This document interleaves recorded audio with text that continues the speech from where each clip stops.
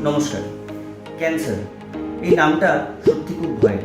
যখনই আমরা শুনতে পাই যে আমাদের রিলেটিভদের মধ্যে কিংবা বাড়ির পাশে কারো ক্যান্সার হয়েছে, সেখানে প্রথম কথাটাই যেটা আমাদের মাথায় আসে সেটা হচ্ছে খরচ। এই যে ফিনান্সিয়াল বার্ডেনটা সে কী করে ওভারকাম করবে, কিংবা ট্রিটমেন্টের পরে যে খরচগুলো আছে তার যে ফিনান্সিয়াল কস্টিংটা বা ফিনান্সিয়াল ড্রেনিংটা সে কী করে আটকাবে। সো আমাদের প্রত্যেকের কাছে একটা করে কিন্তু ক্যান্সার কেয়ার পলিসি থাকাটা উচিত। তো অনেকে আমাকে প্রশ্ন করে যে হেলথ পলিসি আর ক্যান্সার কেয়ার পলিসির মধ্যে ডিফারেন্সটা কী।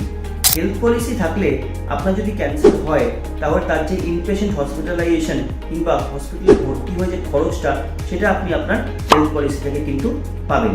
কিন্তু আপনার যদি ক্যান্সার কেয়ার পলিসি থাকে তাহলে on detection of cancer company কিন্তু আপনি যে সাবমিশনটা নিয়েছেন সেটা আপনাকে দিয়ে দেবে। এবং ক্যান্সারের সঙ্গে অনেক হসপিটালের পরেও অনেক অ্যালাইড খরচ থাকে, যেরকম কিনা নার্সিং কেয়ার, যেরকম কিনা আপনি যদি মনে করছেন যে মডার্ন ট্রিটমেন্ট অ্যাভেল করবেন তার যে খরচটা।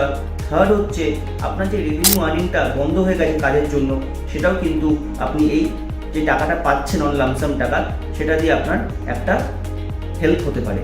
সো ক্যান্সার কেয়ার পলিসি সবার থাকা উচিত, যাতে কিনা এই ফিনান্সিয়াল বার্ডেনটা অ্যাপার্ট ফ্রম হসপিটালাইজেশন কস্ট দিয়ে এটা আপনি ওভারকাম করতে পারেন। আরও এরকম ইউজফুল ইনফরমেশনস পেতে আপনারা ইন্স্যুরেন্সে আসানে পেজটাকে লাইক করুন, ফলো করুন এবং শেয়ার করুন। নমস্কার।